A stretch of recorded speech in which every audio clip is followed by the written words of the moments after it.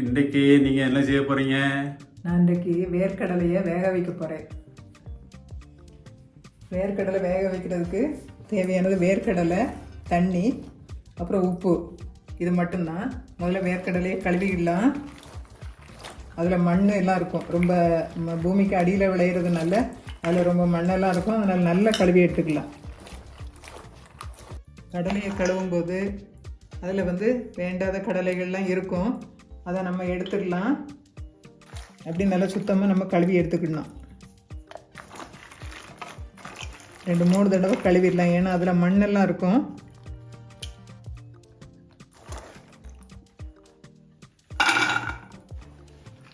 கடலையை குக்கரில் வச்சுக்கலாம். கடலை மூழ்கிற அளவுக்கு நம்ம தண்ணி ஊற்றணும். போதும் தண்ணி. உப்பு நல்ல நிறைய போடலாம். ஒரு கையளவுக்கு மேலேயே நம்ம உப்பு போட்டுடலாம்.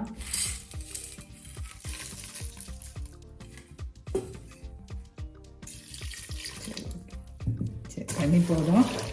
என்ன அதை நம்ம வேக வைக்கலாம்.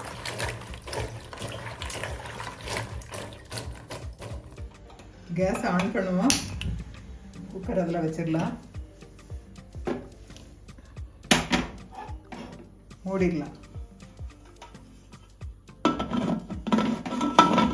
கடலையை வேக வைக்கிறது நல்லதா? அது ரொம்ப நல்லது. கடலையை வேக வச்சு தான் சாப்பிடணும். அதில் மாவு சத்து, கொழுப்பு சத்து, புரதச்சத்து, நார்ச்சத்து இதெல்லாம் நிறையவே இருக்குது. கொலஸ்ட்ரால் இல்லை. அதனால் வேக வச்ச கடலையை நல்லா சாப்பிடலாம். அவிச்ச நிலக்கடலையை டெய்லி சாப்பிடலாங்களா? டெய்லி சாப்பிடலாம். அது ஹார்ட் டிசீஸ் வராமல் தடுக்குது. பிளட் குளுக்கோஸ் லெவலை ரெகுலேட் பண்ணுது. எல்டிஎல் கொலஸ்ட்ராலை கம்மி பண்ணுது. இந்த அவிச்ச நிலக்கடலையை ஒரு நபர் எவ்வளோ சாப்பிடலாம்? எந்த நேரம் சாப்பிடலாம்? ஒரு கையளவு தான் சாப்பிடணும். நிலக்கடலை வேக வச்சதை ஒரு கையளவு தான் சாப்பிடணும். அது ஸ்நாக் டைமில் சாப்பிடலாம், நைட்டும் சாப்பிடலாம். நைட்டு சாப்பிட்டா நம்மளோட தூக்கம் நமக்கு நல்லா வரும். குக்கரில் ஆவி வந்துங்களா? ஆவி சீராக வந்துகிட்டு இருக்குது. வெயிட் போடுவோம்.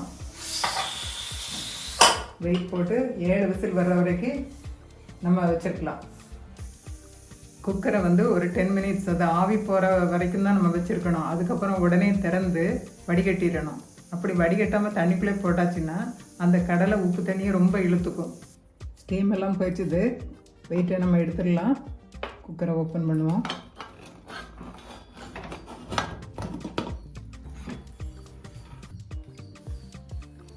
கடலையை இந்த வடிதட்டில் நம்ம கொட்டிடலாம்.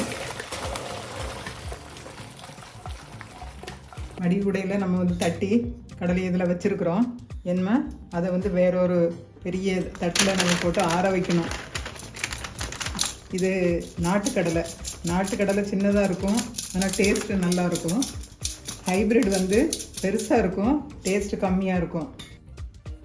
இந்த நிலக்கடலையில் இறைச்சி, முட்டை, காய்கறிகளை விட புரதச்சத்து ரொம்ப அதிகம். அப்புறம் இது எண்ணெய் சத்து இதில் ரொம்ப அதிகமாக இருக்கிறதுனால ஜீரணம் சீக்கிரம் ஆயிரும். ஃபைபர் இருக்கிறதுனால மலச்சிக்கல் வராது. நம்ம சருமத்தையும் நல்லா பளபளப்பாக வச்சுருக்க உதவுது. இதனோட பூர்வீகம் பிரேசில். போர்ச்சுகீசியர் நம்ம நாட்டுக்கு வரும்போது கடலையை கொண்டு நம்ம எல்லாருக்கும் அறிமுகப்படுத்தியிருக்காங்க. இது ஒரு நல்ல பொருள், சத்தான பொருள். நீங்களும் எல்லாரும் வாங்கி வேக வச்சு சாப்பிடுங்க. இந்த கடலை மீதி இருந்தால் இதை நல்ல விரிவான ஒரு தட்டில் நல்லா காய போடணும். ஃபேன் காற்றுலையோ அல்லது மறுநாள் வெயிலில் லேசாக வச்சு அது அப்படி எடுக்கணும். இல்லைன்னா இதுக்கு மேலே ஒரு மாதிரி பிசுப்பு தன்மை வந்துடும். அப்போ சாப்பிட முடியாது, கெட்டு போன மாதிரி இருக்கும். அதனால் நல்லா காய வச்சிடணும். பாருங்கள், கடலையை உடைச்சா நல்லா வெந்திருக்குது. நம்ம நல்லா சாப்பிடலாம். நிலக்கடலை எப்படி வேக வைக்கலாம் அப்படிங்கிறத நம்ம பார்த்தாச்சுது.